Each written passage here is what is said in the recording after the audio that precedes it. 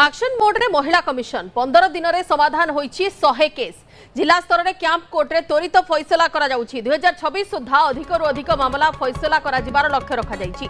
BJP सरकार आसीबा परे 1800 मामला बकेया थिला एबे प्रति मास रे जिला स्तर रे कैंप कोर्ट बसुची। जीरो एफआईआर को महिला कमिशन देउछंती प्राधान्य एने सूचना देइछंती महिला कमिशन सदस्य Urmila Mahapatra. One stop centre गुड़िकर भी सरप्राइज विजिट करा जिवो। कॉलेज गुड़िकर आईसीसी कमिटीर स्थिति जानिबा को सरप्राइज विजिट करा जिवो बोली लक्ष्य रखा जाइथिबा महिला कमिशन तरफ सूचना मिलिछि। 15 दिन रे समाधान होईछि 100 केस एवं जिला स्तर रे कैंप कोर्ट रे त्वरित फैसला करा जाउछि। 2026 सुधा अधिक रु अधिक मामला किपरि फैसला करा जाई पारिबो ता उपरे नजर रखा जाइछि एवं बीजेपी सरकार आसीबा परे 1800 मामला बकेया थिला एबे प्रति मास रे जिला स्तर रे कैंप कोर्ट बसुछि। जीरो एफआईआर को महिला कमिशन प्राधान्य देउछंती एने सूचना दैछंती महिला कमिशन सदस्य उर्मिला महापात्र।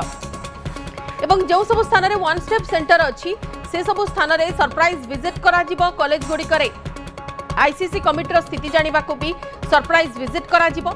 एबे एक्शन मोड रे अछि महिला कमिशन एवं महिला कमिशन तुरंत किपरि फैसला करा जाई पारिबो।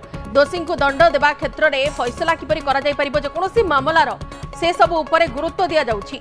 बीजेपी सरकार आसीबा परे 1800 मामला बकेया थिला किंतु 2026 सुधा अधिक रु अधिक मामला किपरि फैसला करा जाई पारिबो तार लक्ष्य रखा जाइछि एवं 15 दिन रे एई क्रम रे 100 केस फाइनल होई सारिछि समाधान होई सारिछि।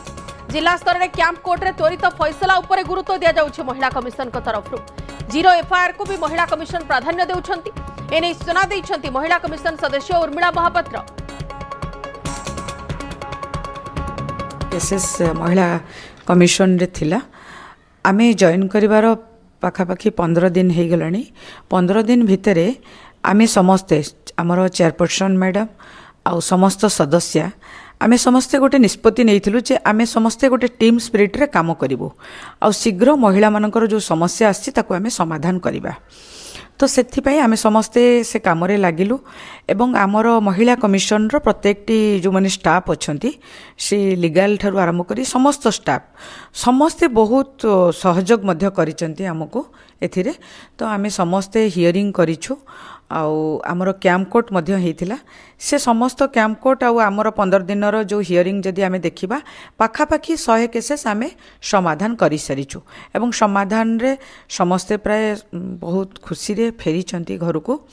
आमे आशावादी जे ओडिसा रे एभली जो सब केसेस आसीची आम पाखको बा आगुरु आसीथिला आमे जॉइन करिया पूर्वरु ए केस सब आस्तिला ताको आमे निश्चित भाव रे पुंखानुपुंख भाव रे आमे ताको आलोचना करिवु एवं तर्जमा करिवु तापरे आमे समाधान रो बाट बाहर करिया पे आमे समस्त मिलीमिशी प्रयास करिवु। 1800 पाखापाखी केसेस महिला जो सब केस आसुची से सब केस रा किपरि तुरंत फैसला करा जाई पारिबो तुरंत समाधान करा जाई पारिबो ता ऊपर वर्तमान महिला कमिशन अधिक तर्जमा करूछंती।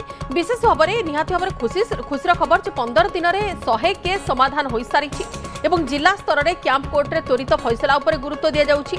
जीरो एफआईआर को महिला कमिशन प्राधान्य देउछंती जो सब महिला मानकर किछि भी समस्या रहुछि से सब समस्या को केते जल्दी समाधान करा जाई पारिबो दोषी को दंडित करिजेबा क्षेत्र में महिला कमिशन कर ई गुरुत्व को वर्तमान समस्त उपलब्धि करिसेंती एवं सेही क्रम रे एक्शन मोड रे महिला कमिशन रो कार्य देखिबा को मिलुछि। एने कि महिला कमिशन सदस्य उर्मिला महापात्र सूचना दैछंती एकथा भी कहिसंती कि वन स्टेप सेंटर गुड़िकर सरप्राइज विजिट करा जिवो। कॉलेज गुड़िकर आईसीसी कमिटीर स्थिति जानिबा को सरप्राइज विजिट करा जिबा नै मध्य महिला कमिशन प्लान करिछि।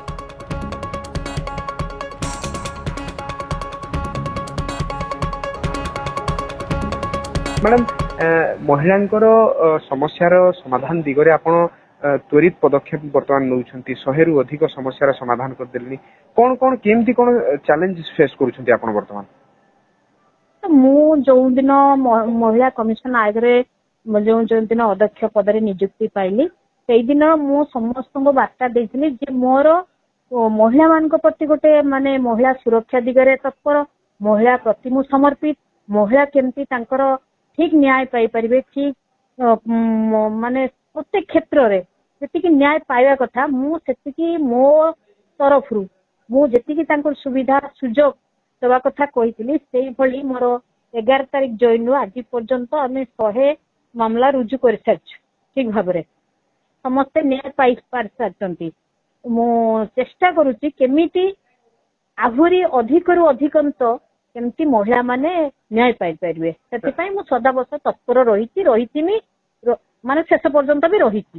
ମ୍ୟାଡାମ ଗୋଟେ ବଡ ସମସ୍ୟା ହେଉଛି ବର୍ତ୍ତମାନ ସମୟରେ ମହିଳା ନିର୍ଯାତନ ସଂଖ୍ୟା ବଢୁଛି ବୋଲି ଅଭିଯୋଗ କରୁଛନ୍ତି ରାଜନୈତିକ ଦଳ ମାନେ। ତେଣୁ ଏଭଳି ସମୟରେ ଆପଣ ଯୋଉ 100ଟି କେସର ସମାଧାନ କରିଛନ୍ତି କୋଉ ଭଳି କେସ୍ ଗୁଡିକ ଆସୁଛି ଆପଣ ବର୍ତ୍ତମାନ ସମୟରେ? ବିଶେଷ କରି ମାନେ ଯୋଉମାନେ ଅଳ୍ପ ବୟସର ଯୋଉ କଥା କି ଆଜି ମହିଳା ଯୋଉ କଥା କୁହାଯାଏନି ଜେଣ୍ଡର ଇକ୍ୱାଲିଟି ମହିଳା ପୁରୁଷ ମାନଙ୍କ ସହିତ ସମକକ୍ଷ ହେଇସାରିଛି ସେଟା ହୁଏତ 46% ଆସିଛି କିନ୍ତୁ ମହିଳା ମାନେ ଯୋଉ କଥା ମହିଳା ଜାଣିପାରୁନି ମୋର ବିବାହିତା ବୟସ କେତେ ମୁଁ ପିଲା ଜନ୍ମ କରିବାର ନିୟମ କେତେ ତାର କେୟାର ନେବାର କଥା ସେ କଥା ସେ ନିଜକୁ ନିଜେ ମଧ୍ୟ ଆଜି ପର୍ଯ୍ୟନ୍ତ ଜାଣିପାରି ନାହିଁ ଯୋଉ ବୈଷମତା ଦୂର କରିପାରି ନାହିଁ ଯେହେତୁ ଯୋଉମାନେ ଟିନ୍ ଏଜ ରୁ ଯୋଉଟା କୁହନ୍ତି ଚାଇଲ୍ଡ ମ୍ୟାରେଜ ବା ଠିକ 18 ବର୍ଷ ହେଇନାହିଁ ବିବାହ କରିଦଉଛନ୍ତି ସେମାନେ ବାହା ଯୋଉଟା ଚାଇଲ୍ଡ ମ୍ୟାରେଜ କୁହାଯାଉଛି। ଦୀର୍ଘ ଦିନ ଯେହେତୁ ଦୀର୍ଘ ବର୍ଷରୁ ଧରି ଯୋଉ ଫାଙ୍କା ଥିଲା ଯେହେତୁ ପୋଷ୍ଟଟି ଆପଣଙ୍କର ପଦବୀ ପୂରଣ ହେଇନଥିଲା ତେଣୁ ଅନେକ ପେଣ୍ଡିଂ କେସ୍ ରହିଛି ପେଣ୍ଡିଂ କେସ୍ ଗୁଡିକର ସମସ୍ୟାର ସମାଧାନ ଦିଗରେ କଣ ପଦକ୍ଷେପ? ମୋର ପଦକ୍ଷେପ ଭିଜନ ମୁଁ ନେଇଛି ମୁଁ 2026 ଜାନୁଆରୀ ସୁଦ୍ଧା ପ୍ରାୟ ସମାଧାନ କରିବା ପାଇଁ ଚାହୁଁଛି ଯେତିକି ପେଣ୍ଡିଂ କେସ୍ ଅଛି। ଓକେ ମ୍ୟାଡାମ ବହୁତ ବହୁତ ଧନ୍ୟବାଦ ମ୍ୟାଡାମ। ସମୟ ହୋଇଯାଇଛି। ଗୋଟେ